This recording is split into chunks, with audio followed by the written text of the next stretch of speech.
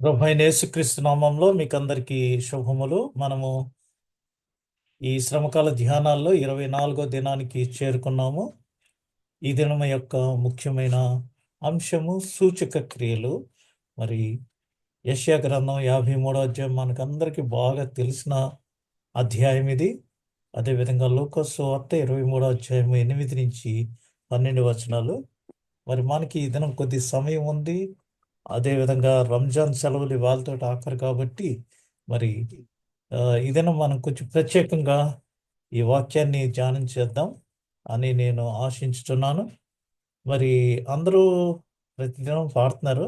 ఈ దినము మరి కంప్యూటర్లో మీకు ఒక చక్కటి కీర్తన పాడి వినిపించాలనేసి నేను పెడుతున్నాను. దయతో వినండి.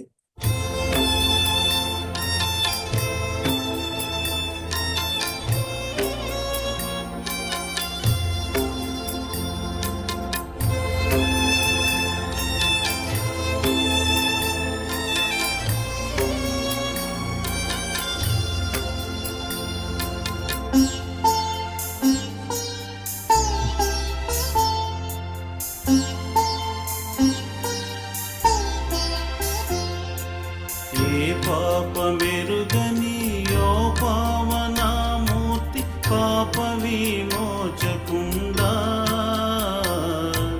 నా పాలి దైవమా నా పాపముల కొర ఈ పాట్లు నొందినావా.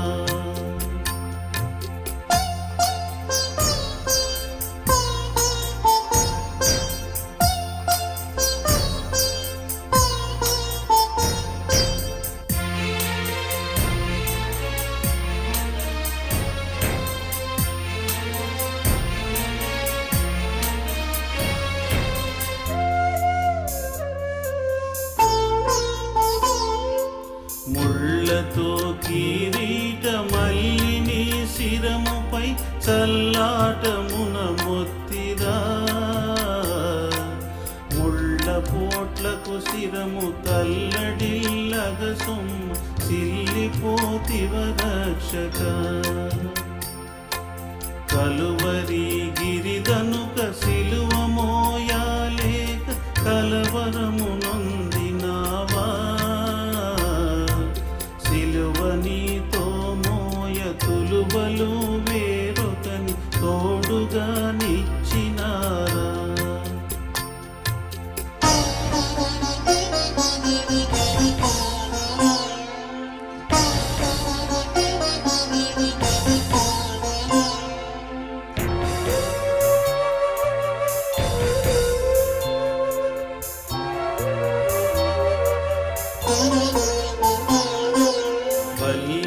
బల్లెదుండగుబంటు బల్లెమున నీ ప్రక్క చిల్లిబడబొడిచినాడా. ఉల్లోలములవలే నల్ల నీరుబకంగ చల్లారె గద కోపము. కటకట పాప సంకటము బాపుటకింత పటుబాధ నొందినావా. ఎటువంటిది ప్రేమ ఎటువంటిది శాంత పెటుల వర్ణింతు స్వామి.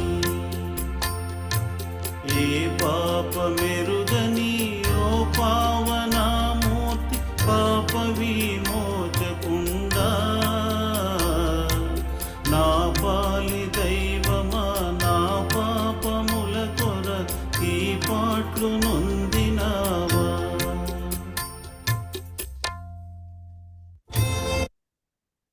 ప్రభువైన యేసుక్రీస్తు నామములో మరొకసారి మీకు శుభములు. ఇది నా వాక్య భాగము యెషయా గ్రంథము 53వ అధ్యాయము 3 నుంచి 5 వచనములు. నమ్మికయే ఆశ.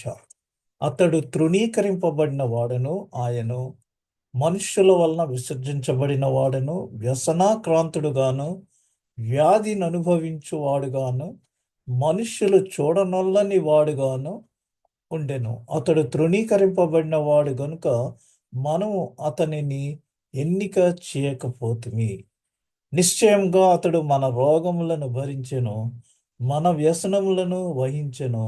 అయినను మొత్తబడిన వానిగాను దేవుని వలన బాధింపబడిన వానిగాను శ్రమ నొందిన వానిగాను మనం అతనిని ఎంచితిమి. మన అతిక్రమ క్రియలను బట్టి అతడు గాయపరచబడెను, మన దోషములను బట్టి నలుగగొట్టబడెను. మన సమాధానార్థమైన శిక్ష అతని మీద పడెను. అతడు పొందిన దెబ్బల చేత మనకు స్వస్థత కలుగుచున్నది. అతడు పొందిన దెబ్బల చేత మనకు స్వస్థత కలుగుచున్నది. చక్కటి వాక్యం. యేసు ప్రభు లాంటి మరి అటువంటి అమాయకులు శిలువపై ఎందుకు అంత భయంకరమైన మరణము పొందవలెను అని ఒకసారి మనం సింహావలోకనం చేసినట్లయితే ఈ వచనాలు 53వ అధ్యాయంలో ఉన్న ఈ వచనములు ఎందుకు వివరించును అని ఆలోచన చేస్తే, ఆయన పాపుల స్థానములోనికి వచ్చి వారి తరపున వారి తీర్పును భరించెను. పాపుల స్థానంలోనికి వచ్చి మనము పొందవలసిన శిక్షను, మనము పొందవలసిన తీర్పును ఆయన భరించెను. సింపుల్గా మనం అర్థం చేసుకోవాలంటే, మరి కారులో మనం వెళ్తూ యాక్సిడెంట్ చేసాము, మనల్ని అరెస్ట్ చేస్తారు. అయితే ఆ కారు డ్రైవర్గా మరి ఆయన వచ్చి మన స్థానంలో ఆయన అరెస్ట్ అయ్యి ఆ యొక్క ట్రీట్మెంట్ అంతా దెబ్బలన్నీ అనుభవించేది. ఇది సులభంగా అర్థం చేసుకోవడానికి ఎవరికైనా సరే, మరి బాగా చదువుకున్నవారైనా పామర్లైనా అర్థం చేసుకుంటానికి. పేతురుకు రాసిన మొదటి పత్రికలో 2వ అధ్యాయము 24వ వచనంలో, మనము పాపముల విషయమై చనిపోయి నీతి విషయమై జీవించున్నట్లు ఆయన తానే తన శరీరమందు మన పాపములను రాని మీద మోసికొనెను. ఆయన పొందిన గాయముల చేత మీరు స్వస్థత నొందిరి. దీనికి ముందు చూస్తే ఇక్కడ మరి మనుష్యులు వ్యసనాక్రాంతుడుగాను, మరి కింద మన రోగములను భరించెను. మనకున్న రోగాల్ని ఆయన భరించారు. మనం పొందవలసిన దెబ్బల్ని ఆయనే పొందారు. మన పాపములను ఆ శిలువ మ్రాను మీద ఆయన మోసి ఉన్నాడు. తానే తన శరీరమందు ఆ పాపాలని మోసారు. మరి ఆయన పొందిన గాయముల చేత మనకు స్వస్థత కలిగింది. కొరింథీ పత్రిక 2వ పత్రిక 5వ అధ్యాయం 21వ వచనంలో, ఎందుకనగా మనం ఆయన యందు దేవుని నీతి అగునట్లు పాపమెరుగని ఆయనను మన కోసము పాపముగా చేసెను. మనము మనం ఆయన యందు నీతి అగునట్లు, మనమేమో యాక్సిడెంట్ చేస్తే మనల్ని మరి నిర్దోషులుగా ఎంచటానికి ప్రభు మన స్థానంలో బోన్లో ఉండి యాక్సిడెంట్ చేసింది నేనే అని, మరి ఆయనకి ఏం తెలియని ఆయన మన పాపాన్ని ఆయన భుజం మీద వేసుకుని మన కోసం ఆయన మరి నిందితుడయ్యాడు. ఆ చిన్న ఎగ్జాంపుల్ నుంచి మనం అనాలిసిస్ నుంచి మనం తీసుకుంటే ఆ విధంగా మరి ఆయన చెల్లించిన ధరను మనం గమనించగలం. ఏమి చెల్లించాడంటే, మరి జైల్లో వేసినప్పుడు వాళ్ళేమి చక్కగా రాయల్ ట్రీట్మెంట్ ఇవ్వరు. గాయపరచబడిను ఆయన, మరి పొడవబడిను. ఇది శిలువపై ఆయన మరణమును సూచించుచున్నది. మేకులతో కొట్టబడిను. యోహాను సువార్త 19వ అధ్యాయం 37వ వచనంలో, మరియు తాము పొడిచిన వాని తట్టు చూతురు అని మరి ఒక లేఖనము చెప్పుచున్నది. ఇది యోహాను సువార్తలో మెన్షన్ చేయబడింది. కాబట్టి జకర్యాలో కూడా దీనికి సంబంధించి ముందుగానే ప్రవచించబడింది. ఏంటంటే, దావీదు సంతతి వారి మీదను యెరూషలేము నివాసుల మీదను కరుణ నొందించు ఆత్మను, విజ్ఞాపన చేయు ఆత్మను నేను కుమ్మరింపగా వారు తాము పొడిచిన నా మీద దృష్టి ఉంచి ఒకడు తన ఏక కుమారుని విషయమై దుఃఖించుచున్నట్లు తన జ్యేష్ఠపుత్రుడి విషయమై ఒకడు ప్రలాపించుచున్నట్లు అతని విషయమై దుఃఖించుచు ప్రలాపింతురు. ఎవరి గురించి అంటే ఇది మరి యేసు ప్రభు గురించి.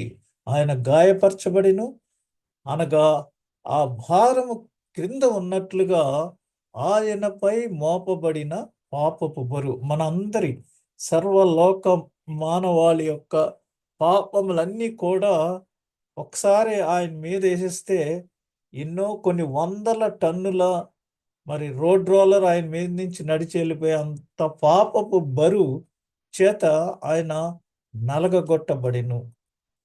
ఆయన ధర్మశాస్త్రమును ఉల్లంఘించినట్లుగా శిక్షించబడిను లేదా శిక్షించబడ్డాడు. ఈ సందర్భంలో ఆయన కొరడాల నుండి దెబ్బలు తిన్నారు. ఇది ఎందుకంటే మనందరి పాపములను, మనం ధర్మశాస్త్ర సంబంధంగా మనం పాపం చేస్తే మనకి ఆ శిక్ష విధిస్తారు.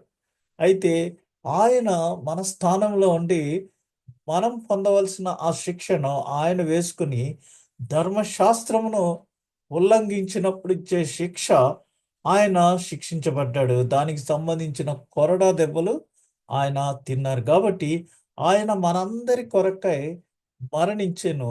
ఈ వచనములు సువార్త యొక్క ముఖ్య అంశము ఏంటంటే క్రీస్తు మన పాపముల కొరకై మరణించను. ఎక్కడ సువార్త ప్రకటించినా అందరూ చెప్పేది ఏంటంటే క్రీస్తు మన పాపముల కొరకై మరణించెను. ఆయన మరణము ద్వారా మనందరికీ పాపము నుంచి విముక్తి కలిగినది.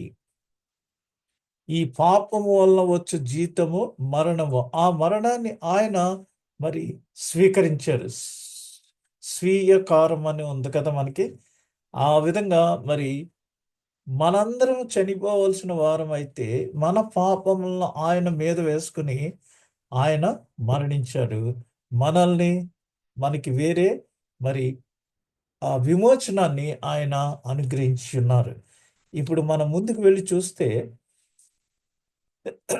ఈ యొక్క పటంలో యేసు ప్రభు జయోత్సాహం చేసిన తర్వాత యెరూషలేము బేతనీలో బస చేస్తూ ప్రతి దినము దేవాలయం, ఇక్కడ టెంపుల్ అని ఉంది కదా, ఈ దేవాలయానికి వచ్చి అక్కడ అందరితో బోధలు చేస్తూ వారు అడిగిన ప్రశ్నలకు ఒక్కొక్క తెగవారికి, పరిసయ్యులకి, శాస్త్రులకి, సద్దూకయ్యులకి, హేరోదియన్లకు వారు అడుగుచున్న ప్రశ్నలు, ట్యాక్స్ కట్టాలా మేము అక్కర్లేదా అన్నప్పుడు, ఇది కట్టాలా అన్నప్పుడు, దానికి ఈ విధమైన అన్ని ప్రశ్నలకు యేసుప్రభు సమాధానం ఇచ్చి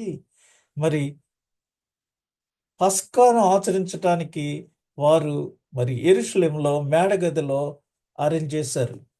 సో ఆయన ప్రతి దినము బేతనీయ యెరూషలేము ఇలాగా అప్ అండ్ డౌన్ చేస్తూ రాత్రిపూట బేతనీలో బస చేస్తూ పగలు దేవాలయంలో గడుపుచు పస్కా విందును ఆచరించారు. ఆ పస్కా విందును ఆచరించక మునుపు ఆయన అప్పగించబడే మనుష్య కుమారుడు శ్రమలకు లోనయ్యే సమయం దగ్గర పడింది.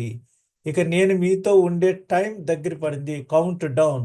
సో నేను మిమ్మల్ని విడిచిపెట్టి వెళ్ళిపోవట్లేదు, మీరు నా కూడా రాలేరు, కాబట్టి నేను మీ కొరకు ఒక ఆదరణకర్తను పంపిస్తాను, మీకు నిత్యము తోడుగా ఉంటాడు అని చెప్పి వారిని కూల్ చేసి యేసుప్రభు ఆ పస్కా విందును ఆచరించిన తర్వాత వారు అక్కడ యూదా మనసులోకి సైతానుడు ప్రవేశించి 30 వెండి నాణేలకి ఆయన అమ్మటానికి ఇవన్నీ రంగం సిద్ధం చేసుకుని కాంట్రాక్ట్ యూదా వచ్చి నువ్వు ఎప్పుడులానే గెత్సెమనే తోటకే వస్తావు కదా ప్రభువా ఈ రాత్రికి అని అడిగినప్పుడు, తొందరపడక యూదా అని చెప్పి అతనికి రొట్టిచ్చిన తర్వాత వెళ్ళి నీ పని చూడు యూదా అని ప్రభు చెప్పడం మనం ఆ ప్రభురాత్రి భోజన సంస్కారంలో చూసాము.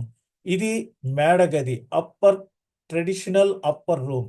ఇప్పుడు వారి పస్కా విందు అనంతరం అంతటా వారు భోజనమైన పిమ్మట ఒలీవల కొండకు వెళ్ళిరి. ఇది ఎట్లా అంటే ఈ రూటు మనం చూస్తే ఇది కెద్రోన్ వాగు. ఇక్కడ ఈ వాగు దాటి ఒలీవల కొండ మీదకి ఎక్కి ఆ ఒలీవల కొండ ప్రక్కనే ఉన్న గెత్సెమనే తోటలోనికి వారు వెళ్ళి ఏకాంతంగా ప్రార్థన చేస్తూ ఉండేవారు. ఆ విషయాన్ని మరొకసారి కన్ఫర్మ్ చేసుకుని ఈ యోధ అక్కడ ఆయన ప్రార్థన చేసుకునేటప్పుడు మంది మార్బలాన్ని వేసుకుని వెళ్ళి ఆయనకు ముద్దు ఇచ్చి, బోధకుడా నీకు జయమొగ్గాక అని ముద్దిచ్చి ఆయనను అప్పగించినప్పుడు వారు ఆయనను అరెస్ట్ చేసి బంధించి, మరి ఆ, మీకెవరు కావాలంటే యేసును అరెస్ట్ చేయడానికి వచ్చామంటే నన్ను అరెస్ట్ చేసుకోండి అని ఆయన చేతులు అప్పగించి, నా శిష్యులను విడిచిపెట్టండి, వారితో మీకేం పని లేదు కదా అనేసి ఆ టైంలో కూడా, అంత శ్రమలో కూడా రక్తము కార్చుచు ఆయన వేదన పడినప్పుడు కూడా శిష్యులకు ఏమీ కాకుండా ఆయన మరి ఎంతగానో వారి విషయమై శ్రద్ధ వహించారు. ఇది ఇది మరి ఓవరాల్ వ్యూ, ఏరియల్ వ్యూ, లేతే ఒలీవల కొండ మీద ఎత్తైన ప్రదేశం నుంచి ఈ యెరూషలేము, అల్ అక్సా అంటారు దీన్ని. ఇది మరి మహమ్మదీయులకి, ముస్లిమ్స్కి చాలా ఇంపార్టెంట్ అయిన ప్లేసు. అయితే ఇప్పుడు వివాదాస్పదం ఏంటంటే ఈ యొక్క మసీదును పడగొట్టి మరి 3వ దేవాలయము కట్టవలనని, అప్పుడు యేసు ప్రభు తిరిగి రానై ఉన్నాడని, రెండవ రాకడ. ఇది చాలా పెద్ద వివాదాస్పదము. ఇది వచ్చి మరి orthodox church, Russian orthodox church ఇది. ఈ విధంగా మరి ఇది ఒలీవల కొండ మీద నుంచి యెరూషలేం పట్టణం ఈ విధంగా కనిపిస్తుంది మనకి. ఇదంతా చూసారు కదా, ఇది కోటగోడ, ఇదంతా యెరూషలేముకు మరి ఉండే ఆ గేట్లు. ఇది ఈ ప్రాకారం అన్నమాట ఇది. ఇప్పుడు మనం ఇది చూస్తే వారు ఒలీవల కొండ దాటి గెత్సెమనే తోటలోనికి వచ్చారు ఇక్కడ ప్రార్థన చేసుకోవడానికి. అయితే ఇక్కడ ప్రార్థన చేశారు. ఆయన చెమట రక్తముగా మారి మరి స్రవించింది. అవన్నీ చూసాం మనం.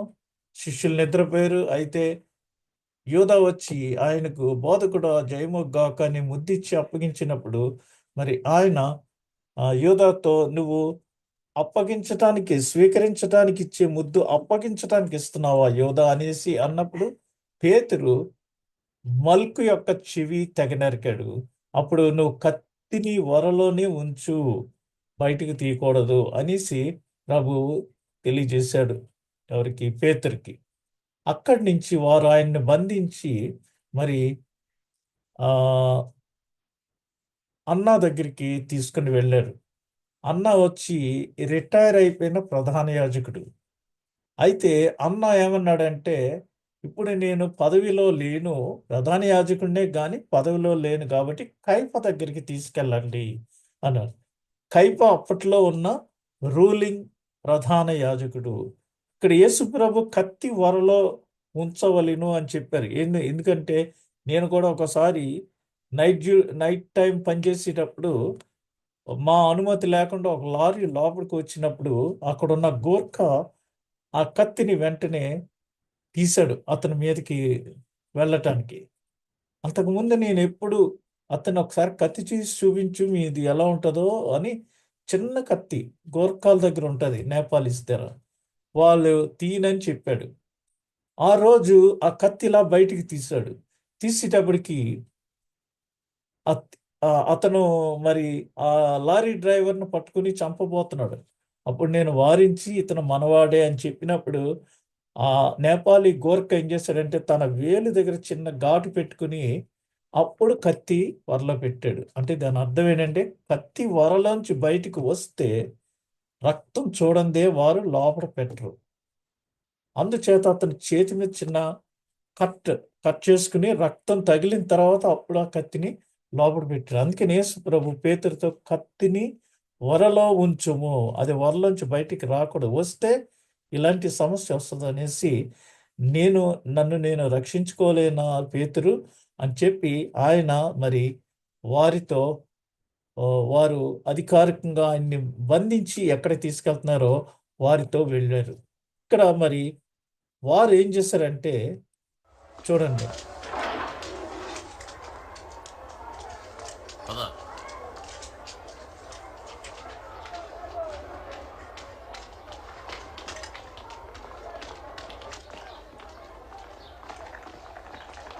అన్న దగ్గరికి తీసుకెళ్లారు. అన్న కైప దగ్గర తీసుకెళ్లారు. కైప ఏం చేశాడంటే ఇతనికి నేను శిక్ష విధించకూడదు. అంతట వారు ఆయనను పిలాతునొద్దకు తీసుకుని పోయిరి. పిలాతు రోమా సామ్రాజ్యాన్ని పరిపాలించిన వారందరిలో బహుక్రూరుడు, అనేక మందిని సిలువ వేయించినవాడు. ఇంత ఉదయకాలంలో వచ్చారే, మీకేం కావాలి? ఇతడు ప్రజలు తప్పుత్రోవ పట్టిస్తూ రెచ్చగొడుతున్నాడు. దేవాలయంలో జరిగిన అలజడికి ఇతడే కారణం. అతనికి ఏ శిక్ష విధించాలి? శిక్షించండి. ఈ మనుషుని యందు నాకు నేరమేమీ కనబడుటలేదు. అతను అపరాధి. చక్రవర్తికి పన్ను కట్టవద్దని ప్రచారం సాగిస్తున్నాడు. తనే మెసయ్యర్ అంటున్నాడు, రాజునంటున్నాడు. రాజా, నీవు యూదులకు రాజువా? నీవన్నట్లే. ఇతడు గలిలయ నుండి ప్రారంభించి ఇక్కడికి వచ్చాడు. ఆ, గలిలయుడా? ఇతడు గలిలయుడా? అలా అయినట్లయితే హేరోదునే విచారింపనివ్వండి. అతడింకను యెరూషలేములోనే ఉన్నాడు కదా, అతడి దగ్గరికి తీసుకెళ్ళండి.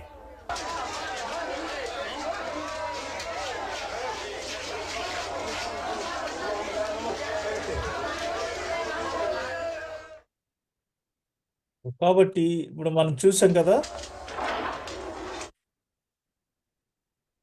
గెత్సెమనే తోట నుంచి ఆయన అరెస్ట్ చేసి మరి అన్నా దగ్గరికి తీసుకుని వచ్చారు.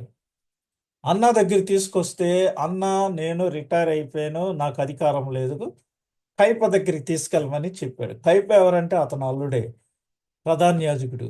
అప్పుడు కైప ఇంటికి తీసుకెళ్లారు. కైప ఇంటికి తీసుకెళ్తే, మేము శిక్షను గుర్తించడానికే కానీ శిక్షను అమలు చేసే అధికారము రోమా సామ్రాజ్యపు అధినేత గవర్నర్ పిలాతుకు మాత్రమే ఉంది. కాబట్టి ఇది గవర్నమెంట్. ఇక్కడ ఏంటంటే ఆ రోజుల్లో రిలీజియస్ లీడర్స్ ఒకటి, గవర్నమెంట్ లీడర్స్ ఒకటి.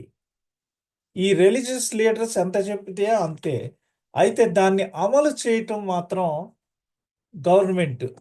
సో ఆ రోమా సామ్రాజ్యానికి గవర్నర్ వచ్చి పిలాతు. అందుచేత మరి అతడు చాలా క్రూరుడు, అక్కడికి తీసుకెళ్ళమని చెప్పాడు. ఎందుకంటే ఈ శిక్ష విధించడానికి అమలు చేసే అధికారము కైపకు లేదు. కాబట్టి హీ రిఫర్డ్ టు దట్. మనకి మరి district sessions court, high court, supreme court ఎలాగా తీసుకెళ్తున్నారో ఆ విధంగా మరి అతన్ని దండించే అధికారము పిలాతుకే ఉంది. కాబట్టి పిలాతుకి దగ్గరికి తీసుకెళ్ళమన్నాడు. పిలాతు దగ్గరికి తీసుకుని వెళ్తే, ఇతని యందు నాకు ఏ దోషము కనిపించట్లేదు, అవన్నీ మీరు విన్నారు. ఆ తర్వాత పిలాతు ఏమన్నాడు, ఇతడు గలిలయుడా? అలా అయితే గలిలయుడైతే హేరోదు దగ్గరికి తీసుకెళ్ళండి. అతడు మరి అప్పుడప్పుడు యెరూషలేము వస్తాడు, కొంతసేపు, కొంతకాలమేమో వేరే చోట ఉంటుంటాడు. అందుచేత ఈ ప్రాంతం అంతా కంట్రోల్ ఎవరిదంటే హేరోదుది. అతడు రాజు. క్రీస్తుకు పూర్వము పుట్టిన హేరోదు యొక్క సంతతి వాడు ఇతను. అయితే ఈ హేరోదు యోహాను తల ఛేదించినటువంటి హేరోదు. అయితే ఇతడు అప్పటి నుంచి ఎప్పుడైతే అది మనం చూసామో, హేరోదియా తన కుమార్తె చేత అడిగిస్తుంది, నాకు యోహాను తల కావాలని. అప్పుడు ఆ రాజు హేరోదు చాలా ఇబ్బంది పడతాడు. హేరోదియా వచ్చి, రాజులు ఆడిన మాట తప్పరు కదా అని మరలా ఇది చేసినప్పుడు, ఇంకా రాజుల మాట నెగ్గించుకోవటానికి చాలా బాధతో వెళ్ళి వారికి కావాల్సి వచ్చినట్టుగానే హేరోదు తలను ఛేదించండి అన్నప్పుడు అతను తలను మరి కట్ చేసి పళ్ళెంలో పెట్టి, వెండి పళ్ళెంలో తీసుకొచ్చి ఆమెకి ఇస్తారు. అది ఎక్కడ జరిగిందంటే యాక్చువల్గా ఇప్పుడు ఉన్న జోర్డాన్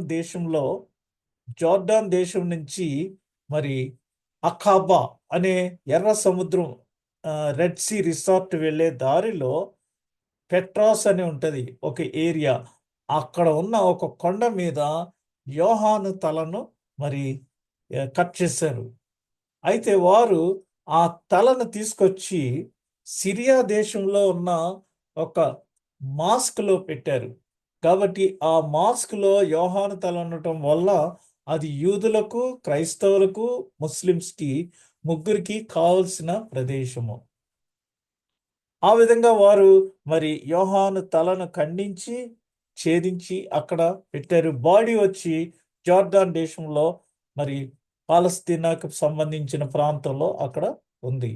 ఆ ప్రాంతంలో మనం వెళ్తుంటే జార్దాన్ దేశం నుంచి 400 కిలోమీటర్లు అఖాబాకి వెళ్ళే దారిలో ఒక ప్రక్క పాలస్తీనా లేదా ఇజ్రాయెల్, ఒక ప్రక్క జార్డాన్.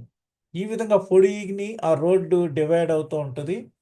అక్కడ మరి ఆ ఆ విషయాలన్నీ మోషే ఇశ్రాయేలీల్ని నడిపించుకుంటూ ఏ విధంగా అరణ్య ప్రాంతంలో వచ్చాడనేది, బండ మీద కర్రతో కొట్టినప్పుడు నీళ్లు రావటం, అదొక జలపాతంగా ఇప్పటికీ కంటిన్యూ అవుతుంది. అందరూ వెళ్ళి అక్కడ మరి ఆ నీళ్లు మీద వేసుకుని అన్ని రోగాలన్నీ పోతాయని అందరి యొక్క నమ్మకం. ఈ విధంగా మరి ఆ ఈ పిలాతు హేరోదు దగ్గరికి తీసుకెళ్ళండి అని చెప్పినప్పుడు, ఆ హేరోదు ఆల్రెడీ యోహాను విషయంలో నేను తప్పు చేశాను కాబట్టి నేను ఇతన్ని ఏమి చేయలేననేసి అతను లోపల అనుకుని ఇతన్ని మరలా పిలాతు దగ్గరికి తీసుకెళ్ళండి అన్నాడు. అక్కడ ఏమైందంటే హేరోదు దగ్గరికి వెళ్ళినప్పుడు హేరోదు యేసుప్రభు గురించి అనేకమైన విషయాలు విన్నాడు. విని హేరోదు యేసుప్రభుని ఒకసారి చూడాలని, ఆయన గురించి తెలుసుకోవాలని తాపత్రయపడుతున్నాడు. ఇప్పుడు యేసుప్రభుని ఎప్పుడైతే హేరోదు దగ్గరికి తీసుకొని వచ్చారో జడ్జిమెంట్కి, హేరోదు చాలా సంతోషించి ఆయనతో ఏదో మాట్లాడాలని చాలా ప్రశ్నలు వేశాడు. అయితే యేసుప్రభు ఒక్కదానికి కూడా సమాధానము చెప్పలేదు. చెప్పబోయేటప్పటికి ఆయనను హింసించి తిరిగి పిలాతు దగ్గరికి తీసుకొని వెళ్ళండి అని చెప్పినప్పుడు పిలాతు దగ్గరికి తిరిగి ఆయన్ను తీసుకుని వెళ్ళారు. అక్కడ పిలాతు మరి హేరోదు రాజు రాసి ఇచ్చిన ఒక లెటర్ని బట్టి ఈ విషయంలో హేరోదు రాజు ఏ విధమైన తీర్పు తీర్చట్లేదు, నన్నే తీర్పు తీర్చమన్నారు అనేసి అతడు మరి నేను మీకు ఎవరినో ఒకరు రిలీజ్ చేస్తాను అంటే మాకు బరబ్బా వద్దు, యేసుని సిలువ వేయాలన్నప్పుడు అతడు ఈ నిరపరాధి యొక్క రక్తం మాకు సంబంధం లేదని చేతులు కడుక్కొని అప్పుడు జడ్జిమెంట్ ఇచ్చాడు. అందుకనే మనం విశ్వాస ప్రమాణంలో పొంతి పిలాతు అధికారము క్రింద శ్రమపడి సిలువ వేయబడి చనిపోయి సమాధి చేయబడిననియు అని మనం ఇవన్నీ ఎప్పుడు అప్పటి నుంచి చెప్తున్నాం. మొదటి శతాబ్దం దగ్గర నుంచి ఇది 3వ శతాబ్దంలో ఈ విశ్వాస ప్రమాణం రూపొందించబడింది. ఇప్పుడు మరి మనం చూస్తే ముందు అన్నా దగ్గరికి వచ్చారు. అన్నా దగ్గర నుంచి కైప దగ్గర తీసుకెళ్లారు. కైప ఏమన్నాడంటే ఇది నా వల్ల కాదు, నాకు అధికారం లేదు, గవర్నర్ పిలాతు దగ్గర తీసుకెళ్ళండి అన్నాడు. పిలాతు ఇందాక నువ్వు ఈ రాజువా, అయితే గలిలయుడవా, గలిలయుడైతే ఇది హేరోదు ఈ మంతకాల్లోకి రాదు, హేరోదు చూస్తాడు అని హేరోదు దగ్గర పంపించాడు. హేరోదు మరలా తిరిగి పిలాతు దగ్గరికి పంపించాడు.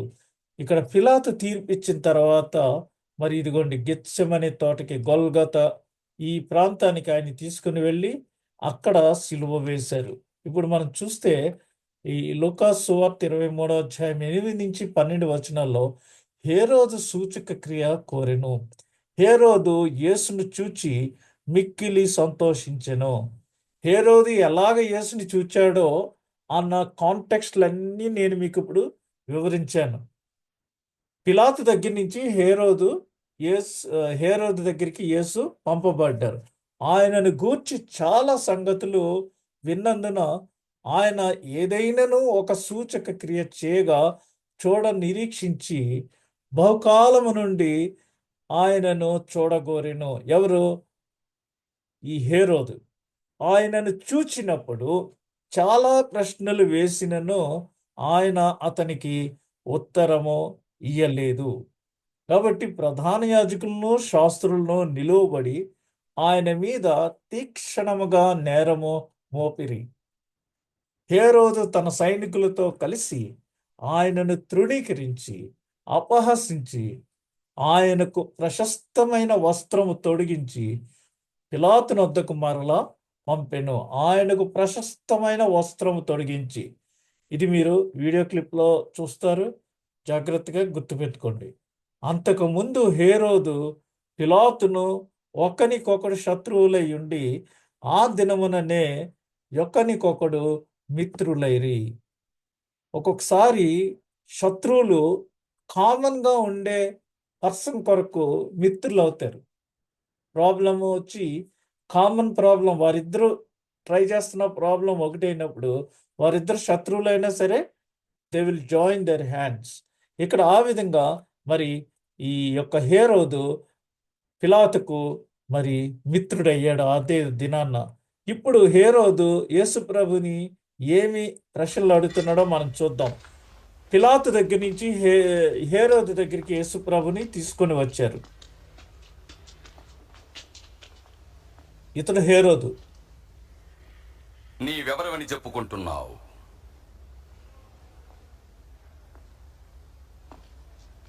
శిష్యులని పిలుస్తున్నావే, వారెవరు?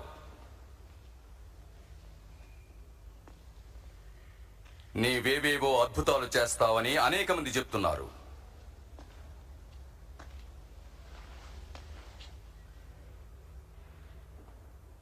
ఒక అద్భుతం చూపించు. మహారాజా, ఇతను ప్రజలను మోసగిస్తున్నాడు.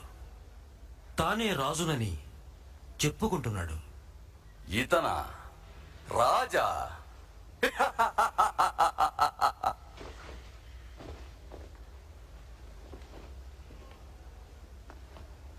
ప్రశస్త వస్త్రం. మహారాజా, ఇతన్ని హింసించండి.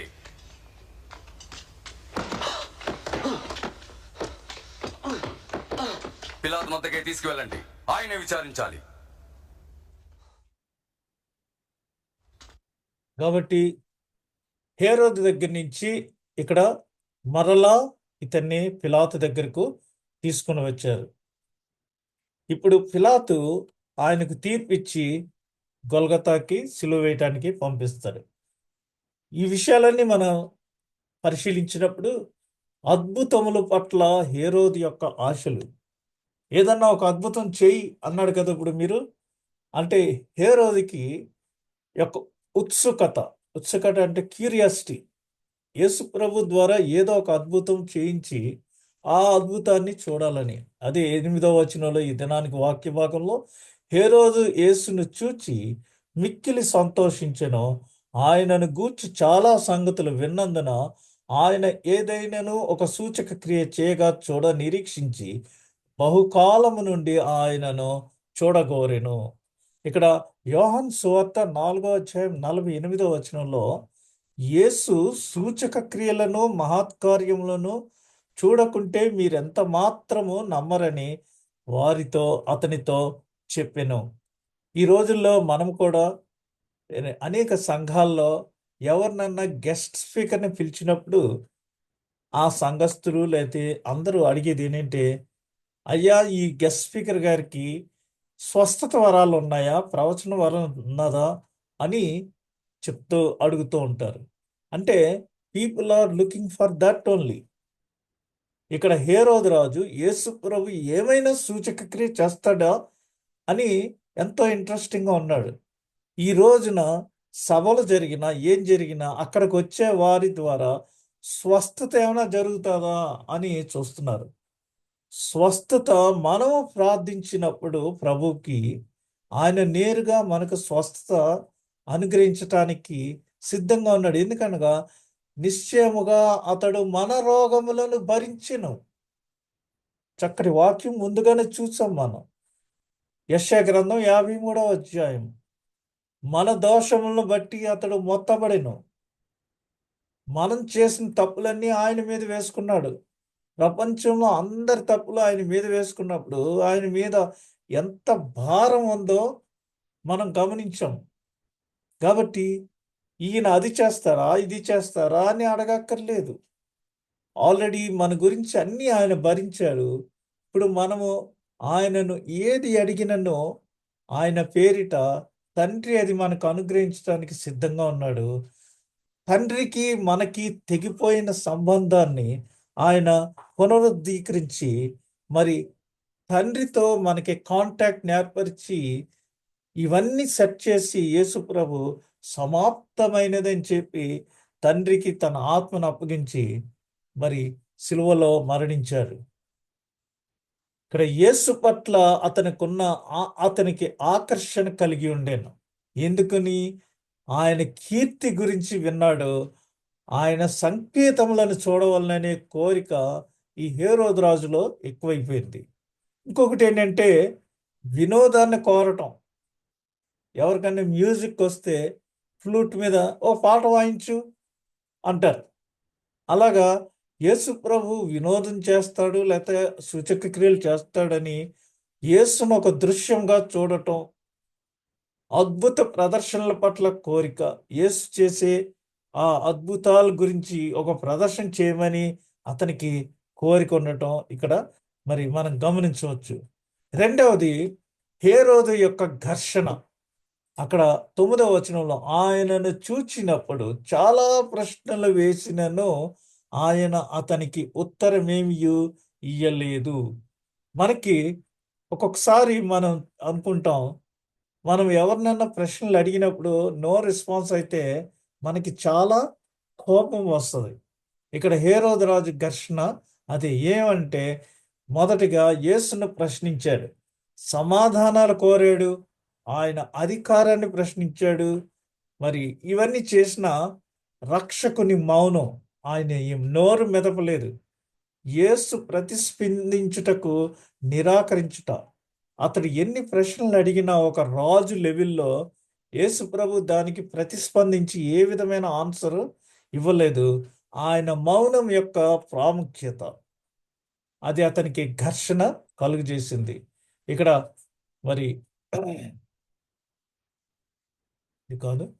మూడవది మరి హేరోదు నిరాశ చెందాడు. ఎందుకనగా హేరోదు తన సైనికులతో కలిసి యేసు ప్రభుని ఎన్నో ప్రశ్నలు అడిగాడు. ఒక్కదానికి కూడా యేసు ప్రభు సమాధానం ఇవ్వకపోతే తన సైనికులతో కలిసి హేరోదు ఎప్పుడైతే అక్కడ వచ్చిన ఆ ప్రధాన యాజకులు లేదా అక్కడ వచ్చిన శాస్త్రులు పరిసయ్యులు ఆయన మీద కంప్లైంట్స్ చేశారో, వెంటనే హేరోదు తన సైనికులతో కలిసి యేసు ప్రభుని తృణీకరించి అపహసించి ఆయనకు ప్రశస్తమైన వస్త్రము తొడిగించి పిలాతు వద్దకు మరలా పంపెను. ఆ హేరోదు రాజు వేసుకున్న ఆ వస్త్రం వైలెట్ కలర్లో, అదే పర్పుల్ కలర్లో రాజరికానికి సూచనగా వేసుకున్న ఆ ప్రశస్త వస్త్రాన్ని యేసు ప్రభుకి తొడిగించి, నీవు రాజువా, యూదుల రాజువా అంటే యేసు ప్రభు ఏమన్నాడు? నీవు అన్నట్టే అన్నాడు. ఎక్కడ? పిలాతు దగ్గర. అందుకనే పిలాతు ఆయనకు సిలువ వేయవలసిందిగా ప్రజలు కోరినప్పుడు ఆయనకు పై విలాసం ఏమని రాయించారంటే, నజరేయుడైన యేసు యూదుల రాజు.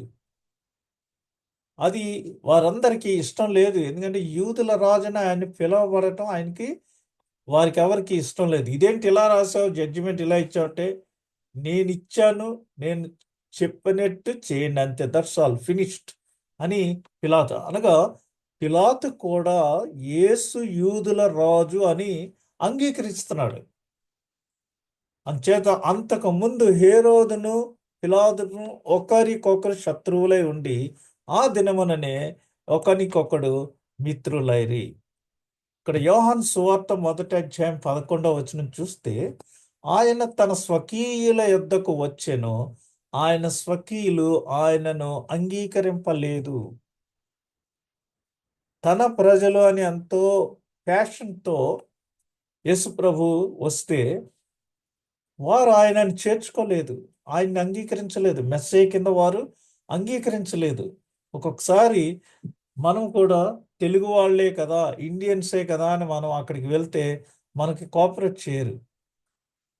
మనం వేరే వాళ్ళ దగ్గరే చాలా ఈజీగా అడ్జస్ట్ అవ్వచ్చు. కానీ నా వాళ్ళు, నా ప్రాంతం వాళ్ళని వచ్చినప్పుడు ఒక్కొక్కసారి వాళ్ళే మనకి మరి మింగిల్ అవ్వకోకుండా శత్రువులు అయ్యే ప్రమాదం ఉన్నది. ఇక్కడ యేసు ప్రభు స్వకీయుల యొద్దకు వస్తే స్వకీయులు ఆయనను అంగీకరింపలేదు, ఆయన్ని అపహాస్యం చేశారు మరియు తిరస్కరించారు. ఇక్కడ యేసును ఒక మూర్ఖుడిగా చూడటం, ఇతను యూదుల రాజుగా ఉన్నాడట, అది ఇది అని సైనికులు ఎగతాళి చేయటం, ఇవన్నీ జరిగినాయి. ఇక్కడ రాజకీయ పొత్తులు కుదిరినాయి. అంతకుముందు హేరోదుకి పిలాతుకి అసలు పడేది కాదు. ఇప్పుడు యేసు ప్రభు విషయంలో అతడు ఒక లేఖ వ్రాసి పిలాతు దగ్గరికి తీసుకుని వచ్చారు. పిలాతు, నువ్వే ఇతనికి జడ్జిమెంట్ ఖరారు చెయ్యి అని ఆ లేఖలో రాసి, వీరిద్దరి మధ్య క్రొత్తగా యేసు ప్రభు విషయమై నెలకొన్న స్నేహము. కాబట్టి క్రీస్తుని తిరస్కరించట్లో వీరిద్దరూ ఒకటయ్యారు, ఐక్యత పొందారు క్రీస్తుని తిరస్కరించటంలో. ఆ విధంగా మరి ఇక్కడ మనము హేరోదు రాజు యేసు ప్రభు ఏమైనా సూచక్రియలు చేస్తారేమో అనేసి మరి అడుగుచున్నాడు. అయితే యేసు ప్రభు ఏమీ చెప్పలేదు. తిరిగి పిలాతు దగ్గరికి పంపించాడు. పిలాతు ఈయనకి తీర్పిస్తాడని చెప్పినప్పుడు ఇక్కడ మనం గమనించవలసిన విషయాలు ఫైనల్గా ఏంటంటే, చివరిగా ముగింపు, యేసు మరియు హేరోదు మధ్య జరిగిన ఈ ప్రత్యుత్తరములను, వారిద్దరు మాట్లాడుకున్న ఆ విషయాలు అన్నీ కూడా హేరోదు యేసు ప్రభుని అడిగినాయి. అవన్నీ మనం ప్రతిబింబించినప్పుడు, ఫోకస్ చేసినప్పుడు, ఈ హేరోదు రాజు యొక్క ఉత్సుకత, క్యూరియాసిటీ మరియు నిజమైన విశ్వాసం, అంటే హేరోదు రాజు యేసు ప్రభుని గురించి విన్నాడు, తెలుసుకున్నాడు, చాలా సంతోషించాడు. యేసు ప్రభు వచ్చాడంటే ఏదో ఒక సూచక్రియ చేసి చూపించు అంటున్నాడు అనే ఆ క్యూరియాసిటీ తప్పితే యేసు నిజమైన రక్షకుడు, యూదుల రాజు అని అంగీకరించలేదు. అతనికి విశ్వాసము లేదు. ఆ డిఫరెన్స్ని, ఆ స్పష్టమైన వ్యత్యాసాన్ని ఇక్కడ మనము గమనించగలం. ఇప్పుడు say for example K Paul గారితో కొంతమంది మరి చాలా ఫన్నీగా మాట్లాడుతూ ఉంటారు. ఏది ఒకసారి నువ్వు దీవెనియ్యి, ఏదో ఒకసారి ట్రంప్ కాల్ చేయి, నీ ఫ్రెండ్ అంటున్నావు కదా, అలాగా ఒక అద్భుతం చేయి అన్నట్టు ఇక్కడ హేరోదు రాజు యేసు ప్రభుని అడిగాడు. అది ఏంటంటే నిజమైన విశ్వాసంతో వాళ్ళు అడగట్లేదు. నీకు కెపాసిటీ ఉంటే ఒకటి చేసి చూపించు, శాంపుల్ చూస్తాను అన్నట్టుగా మరి హేరోదు రాజు విశ్వాసం లేకుండా ఉత్సుకతతో వారిద్దరి మధ్య ఈ యొక్క వ్యత్యాసాన్ని మనము గమనించవచ్చు. ఇక్కడ హేరోదు అద్భుతములను కోరిన కానీ యేసు ఎవరో అనే అద్భుతమును కోల్పోయాను. What is the capacity of Jesus అనేది అతను అది గ్రహించట్లేదు. అద్భుతము చెయ్యి ఏదోటి అనేసి అడుగుతున్నాడు. అంటే అద్భుతం చేస్తే సరిపోద్ది అనమాట నమ్మటానికి. ఆయన దేవుని కుమారుడు, లోకరక్షకుడు అన్న విషయాన్ని ఆయనలో ఈ హేరోదు గుర్తించలేదు. ఈ రోజున మనము కూడా రక్షకుని వెతుకుట బదులు సంకేతములను వెతుకుతూ హేరోదు వలె మనము ఉండకూడదు. ఫలానా ఆయన ప్రార్థన చేస్తుంటే రక్షణ, మరి అన్ని స్వస్థత కార్యాలు జరుగుతున్నాయి అని ఒక సంకేతాలను మనం వెతుకుతున్నాం. అంతేగాని మరి అలా కాకుండా రక్షకుడిని వెతకాలి. రక్షకుడిని వెతకటం అంటే మనము మనకి ఏ అవసరం ఉన్నా దేవునికి ప్రార్థించినప్పుడు దేవుడే మనకి నేరుగా ఆ అవసరంలో మనల్ని దర్శించి మనకు సహాయం చేసేవాడుగా ఉంటాడు. అంతే. మరి హేరోదు వలె మనము ఉండకూడదు. ఈ దినాన్న మనం తెలుసుకున్న విషయాలను బట్టి బదులుగా ఆయన సత్యమును మరియు కృపను స్వీకరించుటకు సిద్ధముగా తెరిచి ఉన్న హృదయములతో మనము యేసును సమీపించదము. యేసు దగ్గరికి మన హృదయములను తెరిచి, ప్రభువా నాకు ఇది చెయ్యి, నాకు చాలా భారం ఉంది, ఆ భారం అంతా నీ పైన పెట్టేస్తున్నాను, నీ కాడి సులువుగా ఉంటుంది, నీ కాడి నేను మోస్తాను, నా నామమున మీరు ఏమడిగినను తండ్రి అది మీకు చేయనని ఆయన మనకి తెలియజేస్తున్నాడు. కాబట్టి మనము ఆయన చెప్పిన ఆ సత్యాన్ని, ఆయన అనుగ్రహించే ఆ కృపను స్వీకరించడానికి తెరిచిన హృదయములతో సిద్ధంగా మరి మనము యేసును సమీపించినచో మనం ఆ ఆశీర్వాదములన్నీ మనము పొందుకోగలము. దేవుడు మనలను అందరినీ ఆ విధంగా ఆశీర్వదించును గాక. ఆమేన్.